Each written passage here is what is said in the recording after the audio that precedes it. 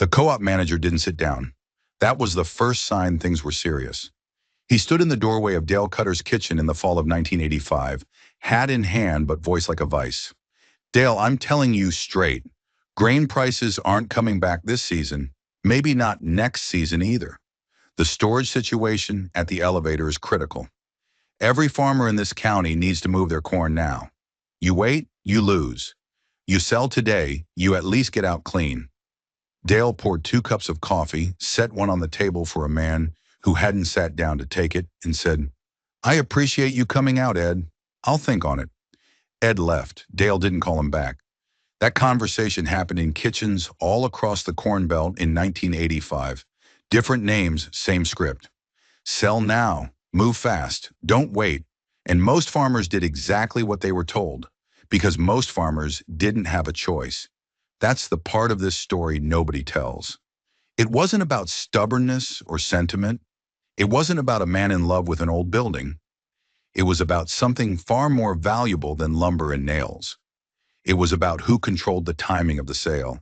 And Dale Cutter, farming 480 acres of black dirt in central Iowa, had figured out that timing was the whole game. To understand what Dale was up against, you have to understand what the farm crisis actually was, because the popular version leaves out the most important part. Most people hear farm crisis and think drought, or bad harvests, or farmers who borrow too much.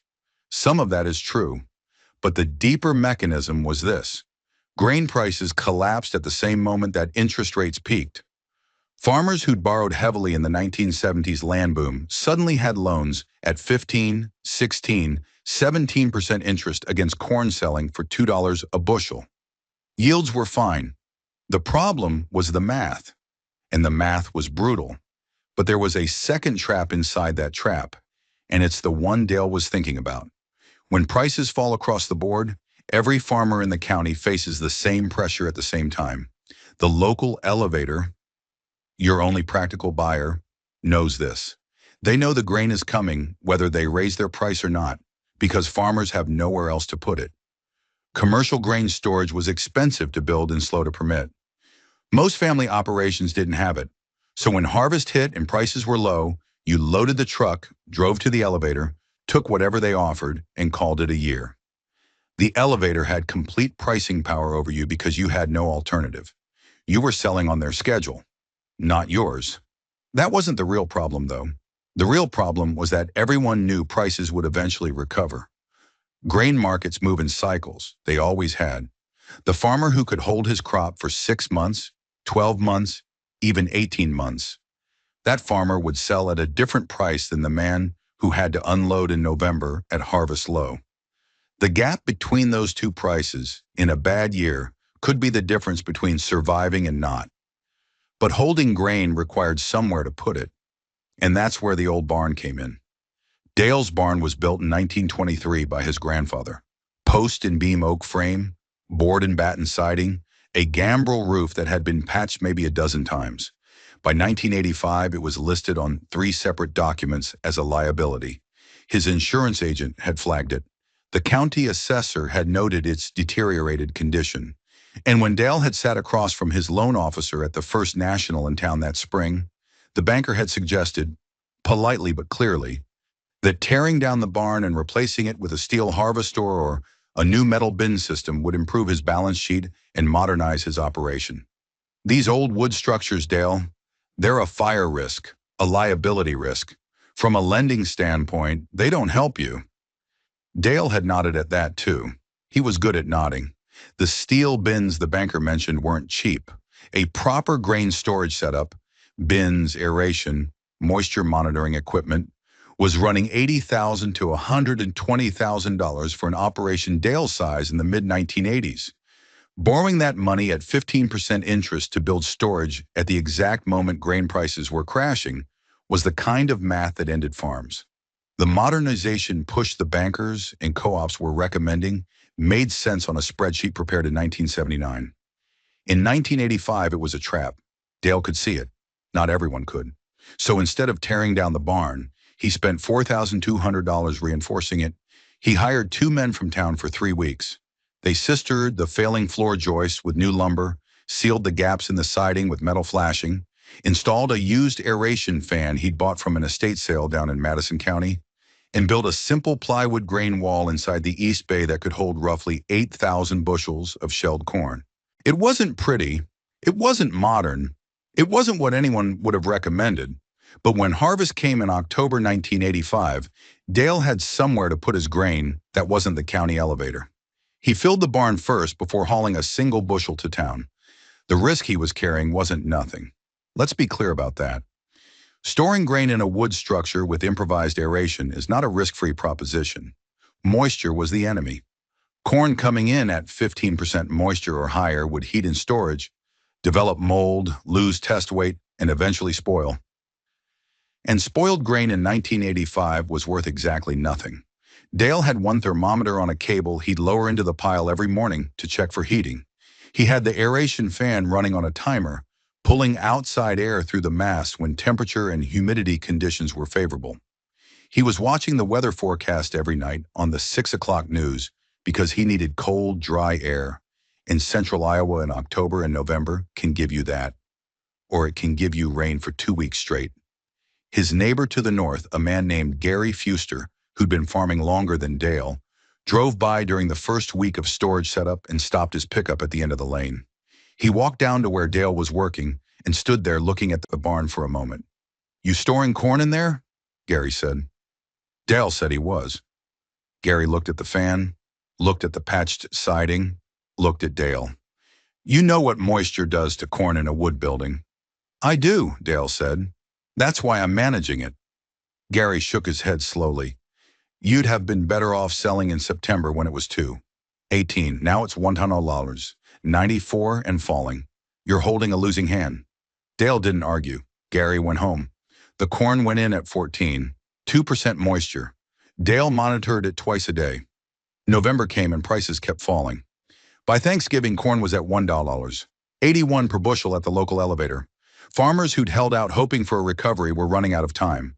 Operating loans came due in the first quarter. Cash flow was the immediate problem, and cash flow required selling grain. And selling grain into a falling market locked in losses that some operations simply couldn't absorb. The elevator was backed up. Trucks were lined up 2 hours deep on the county road on a Tuesday morning in mid-November. Dale drove past that line on his way to get parts in town and kept both hands on the wheel. His banker called again in December. The conversation was friendlier than the co-op managers had been, but the message was similar. End-of-year loan review was coming. What was Dale's repayment plan? Dale explained he had 8,000 bushels in the barn and intended to sell in the spring when the market had stabilized. There was a pause on the line. "Dale, grain prices haven't stabilized in 2 years. What makes you think spring is better than now?" "Supply," Dale said. "Harvest pressure comes off in January. The selling wave exhausts itself. Historically, February and March show a bump." Another pause. "That's not guaranteed." "No," Dale said. "It isn't." The banker agreed to an extension, reluctantly, and with a note in Dale's file that made the next conversation harder. But he agreed. Then the barn almost beat him anyway. The second week of January 1986, a warm front moved through central Iowa. 3 days of temperatures in the mid-40s, which sounds harmless until you understand what warm air does to a cold grain mass. Condensation forms on the surface of the pile. Moisture levels spike locally. The top 2 feet of the corn began showing elevated temperatures on Dale's probe. 48 degrees when the rest of the mass was sitting at 32. He had a problem. He ran the aeration fan continuously for 72 hours, which meant his electricity bill that month was going to hurt. He also hand-moved approximately 300 bushels from the surface of the pile, spreading it on the barn floor and shoveling it back once temperatures equalized. 3 days of work in a cold building that smelled like fermentation and effort. When it was over, the pile had stabilized. He had not lost a single bushel to spoilage, but the margin between success and failure in that week had been thin enough to see through. Gary Fuster came by again in late January. He'd sold everything in November at $1.83 and was already into planning mode for spring. He seemed genuinely curious about what Dale was doing in the barn every morning. Dale explained the temperature spike and how he'd managed it. Gary listened, nodded, and didn't say anything for a minute. Then, I've got about 4,000 bushels of beans I haven't moved yet. I can't put them in my machine shed. Moisture's too high in there. You got room? Dale looked at him for a moment. What are you offering? Gary named a figure for monthly storage rental. Dale thought about it, named a higher one, and Gary paid it. The man who'd called Dale's plan a losing hand was now renting space in the structure he'd dismissed. That wasn't vindication, it was revenue. $60 a month toward the January electricity bill. February 1986 brought the price bump Dale had been counting on. Corn moved from $1.79 to $2. $1.04 over 6 weeks as the harvest season selling pressure exhausted itself and export demand, tentative, inconsistent, but real, showed up in the futures data. The elevator was offering $2.01 on cash corn in the third week of February. Dale sold 4,000 bushels into that market. At the difference between $1.81 in November and $2.01 in February, that was an extra $800 in gross revenue on those bushels. Revenue that hadn't existed if he'd sold with everyone else in the fall. After storage costs and the electricity to run the fan, he'd netted roughly $600 extra on that portion of his crop. Not a fortune, but in a year when $600 could be the difference between making a payment or not, it was real. He held the remaining 4,000 bushels because there was a second thing Dale was watching that winter, and it wasn't the cash price. It was the forward contracts being offered for fall 1986 delivery. The USDA was projecting tightening corn stocks. Export commitments had picked up slightly. The new crop December futures were sitting at $2. 20 acres. Dale contracted 2,000 bushels of his anticipated 1986 crop at that price in March, using his existing storage position as partial collateral in the negotiation with his elevator. He had grain. He had time. He had options that the men who'd sold in November didn't have. This is the part that banks don't like to explain to their customers because it doesn't fit the velocity model banks run on. Banks want loans repaid.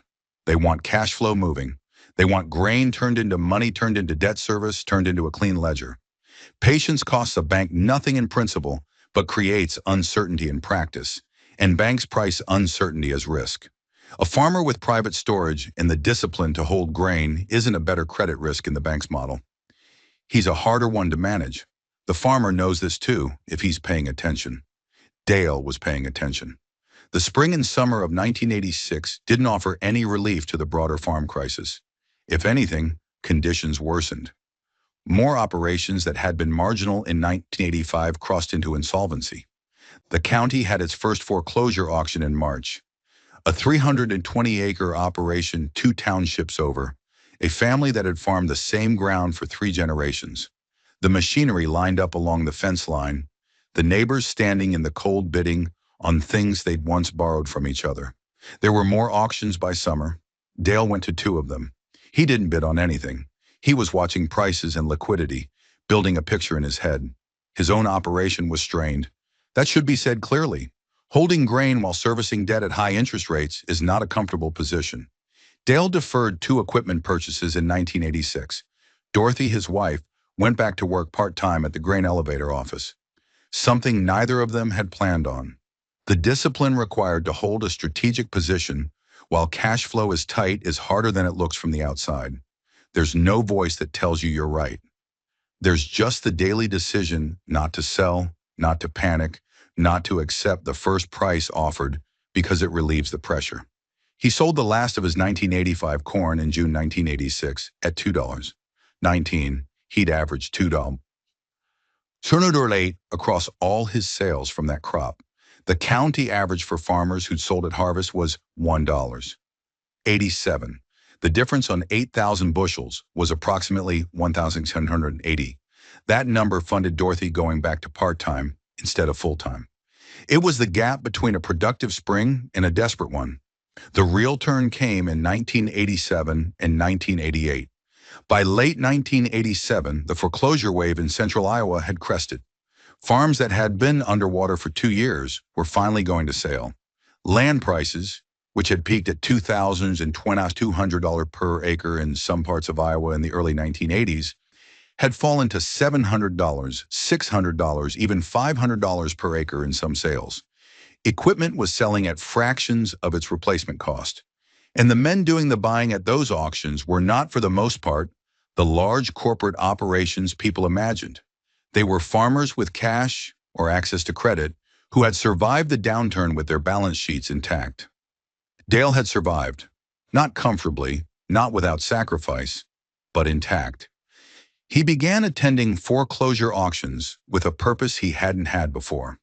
In the spring of 1988, a 160-acre parcel adjacent to his east fields went to public auction. The family had been under a bank workout agreement for 2 years before the bank finally moved. The land went up in two 80-acre parcels. Dale bid on the east 80. He got it at $640 an acre, $51,200 for ground that had sold for $1,800 an acre 8 years earlier. He financed the purchase through the same First National Bank whose loan officer had suggested he tear down the barn in 1985. The irony wasn't lost on either of them. The banker who'd once pressed Dale to sell and modernize was now approving a loan for a man who'd done neither, and whose financial position was demonstrably better for it. At the closing, the banker mentioned the old barn.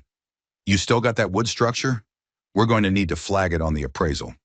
Dale said it was still standing, still operational. The banker shook his head slightly, made a note. Dale signed the papers. Gary Fuster came over for coffee the week after the sale closed. He'd sold his own operation in 1987 to avoid foreclosure. 400 acres that his family had farmed since the Eisenhower administration, gone at distressed prices. He wasn't bitter about it, or if he was, he kept it to himself.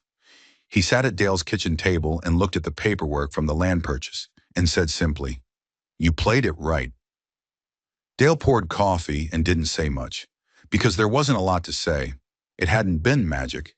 It hadn't been luck. It had been one decision, where to store grain, and then a sequence of smaller decisions, each one following logically from the one before. The barn had bought Dale time. Time to sell on his schedule instead of the elevators.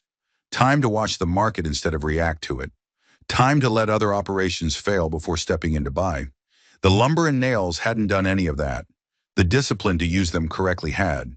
Is patience still a strategy? That's a question worth sitting with. In markets that move faster than they did in 1985, with information available to everyone simultaneously, the timing advantages Dale exploited are harder to capture. Basis spreads are tighter. Cash prices at competing buyers are transparent online in real time. The specific mechanism Dale used, private grain storage as a pricing tool, has been replicated widely enough that some of its edge has been compressed, but the underlying principle hasn't changed.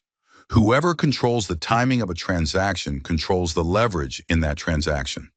That was true in 1985. It's true now. The person or business that can afford to wait, because they have built in the optionality to wait, will on average extract better terms than the person who must transact immediately. Private storage was Dale's version of that optionality. What's yours? Dale Cutter farmed until 2001 when he sold the operation, by then 640 acres including the land he'd bought at auction, to his son-in-law who'd studied agricultural finance at Iowa State and come back to farm. The old barn was finally torn down in 2004, not because it had become a liability, but because it had simply exhausted itself. The oak beams were milled into lumber for a new equipment shed. His wife Dorothy said she didn't see the point in sentimentalizing it. It was a building that had done its job. So had they. If this story connected with you, if you've seen someone in your family make a quiet, unpopular decision that turned out to be exactly right, leave their name in the comments. These stories deserve to be told. And if you want more on the economic mechanics behind the farm crisis, the leverage, the interest rates, the land bubble, and how it broke, subscribe. There's more where this came from. The barn was wood and nails. The real asset was patience.